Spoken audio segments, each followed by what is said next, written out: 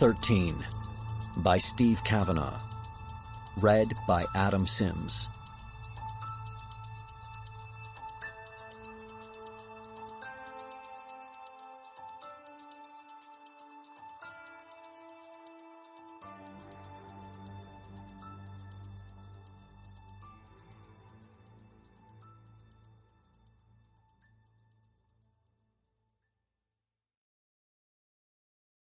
The following quotation originally comes from Baudelaire, but the screen character Verbal Kent said it best, with thanks to Chris McQuarrie for permitting me to steal his words.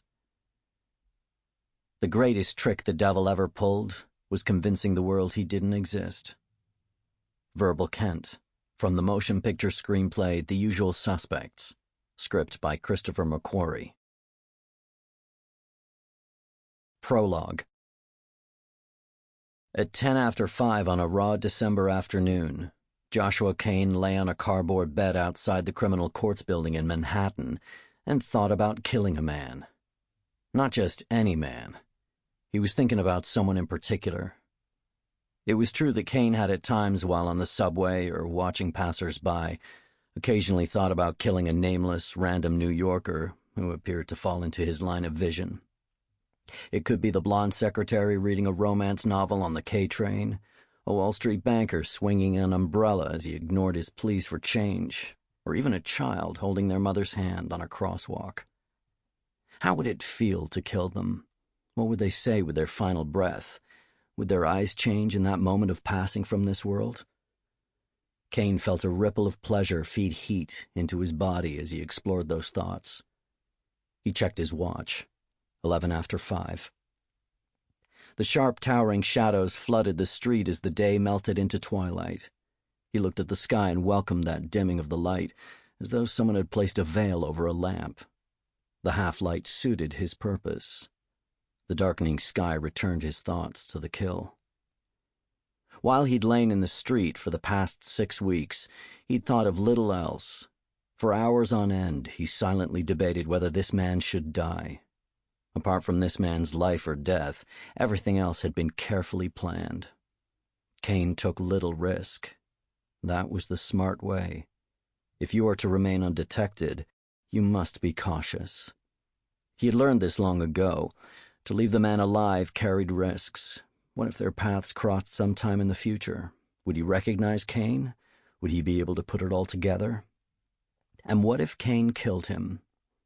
There are always a multitude of risks in such a task. But these were risks that Kane knew, risks that he had successfully avoided many times before. A mail van pulled up at the curb and parked opposite Kane.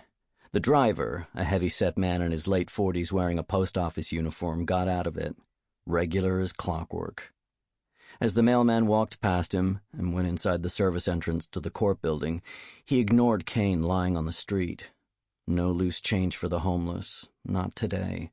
Not for the past 6 weeks either. Not ever. And, regular as clockwork, as the mailman walked past him, Kane wondered if he should kill him. He had 12 minutes to decide. The mailman's name was Elton. He was married with 2 teenage kids. Elton ate from an overpriced artisan deli once a week when his wife thought he was out running. He read paperback novels that he picked up for $1 apiece from a little store in Tribeca, and wore furry slippers when he took out the trash on Thursdays. What would it feel like to watch him die? Joshua Kane enjoyed watching other people go through different emotions. To him, sensations of loss, grief, and fear were as intoxicating and as joyous as the best drugs on the planet. Joshua Kane was not like other people. There was no one like him. He checked his watch. 5:20. Time to move. He scratched at his beard, which was almost full now. Wondering if the dirt and sweat added to its coloring, he slowly got up from the cardboard and stretched his back. Moving brought his own scent to his nose. No change of pants or socks for 6 weeks. No shower either. The odor made him gag. Something to take his mind from his own filth was required. At his feet, Sample complete. Ready to continue?